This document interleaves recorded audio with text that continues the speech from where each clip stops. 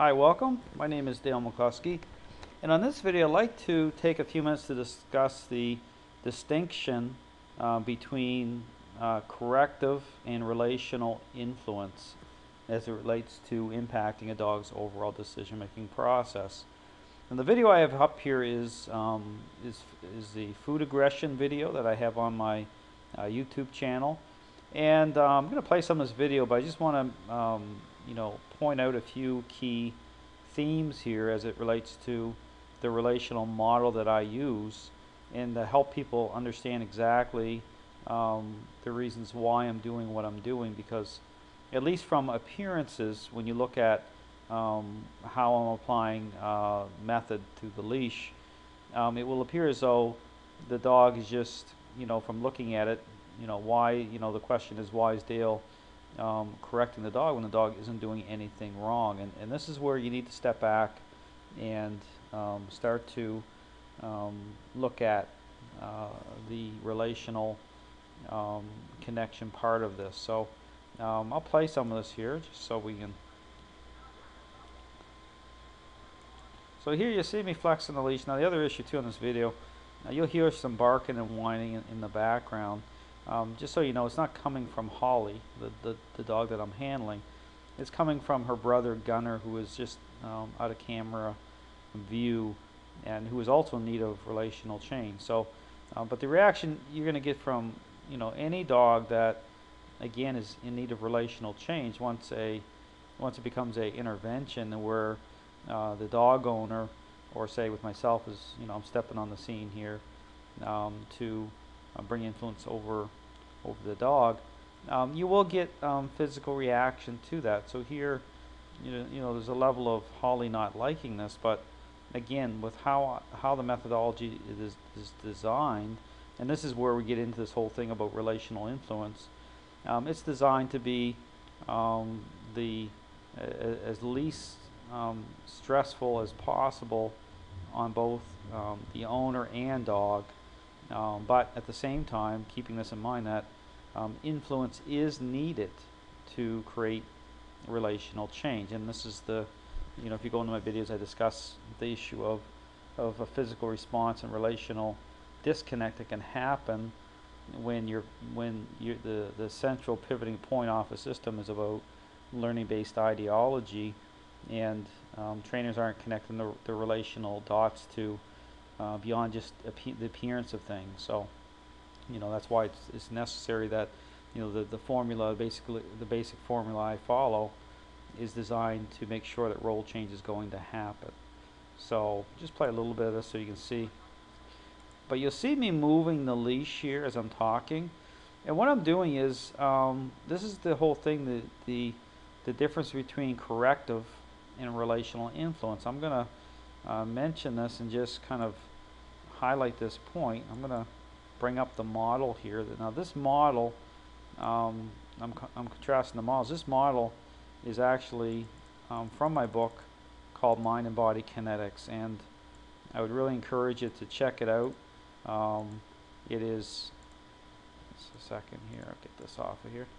Mind and Body Kinetics, what this does is compares it shows you the models and the reason why I use the approach I do. But one of the central themes here that really makes my system of training stand out is that it lifts the curtain fully on dogs as relational beings, and it shows how that the level that their decision-making process is really influenced through how we connect with them. So, but the comparison between relational and learning-based model is that you'll see, now this is a problem here with many learning-based models. It's kind of like a sliding scale.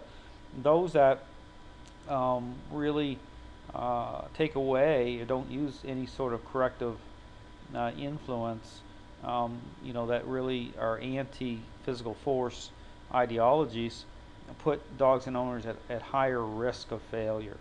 And again, I encourage you to go watch my video on physical response and relational disconnect to really understand the problem with the learning-based way of approach to training, and how people can really are really making certain assumptions on what is seen when often nothing's happening just beyond appearances, and this is a big problem. This is one of the things that makes this system really special, is the ability to show that, okay, and to define it.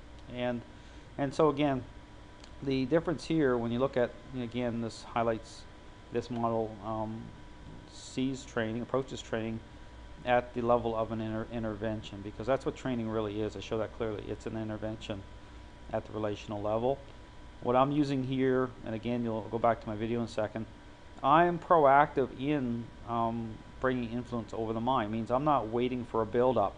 So the whole corrective approach, using a correction, that's defined by the physical representation of a of the build-up of that separation of the dog's mind, and then a correction is made. Now, again, on comparison here, you'll see that, again, models that use corrective influence will create relational change, but that's not to say that trainers really understand the relational aspect or the influence part of that fully.